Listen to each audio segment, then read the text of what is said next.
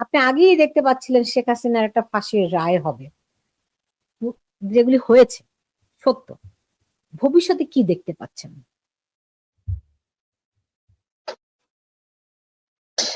আম, ভবিষ্যতে যেটা দেখতে পাচ্ছি, আহ, যে এই দেশের যারা মালিক পক্ষ, এই দেশ যে ভিত্তিতে স্বাধীন হয়েছে সেই ভিত্তিতেই এই দেশ থাকবে।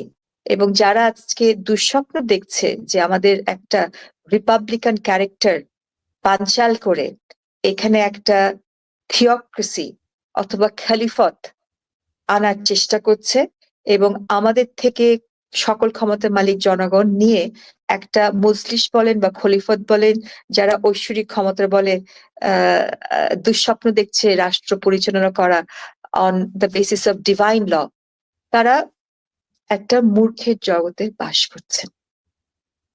এবং এবার আম, যারা মুক্তিযুদ্ধের বিরোধিতা করেছেন, যারা এই দেশের শত্রু, তাদেরকে কোনো সরকার সৎ সাহস নিয়ে নিশ্চিহ্ন করে নাই।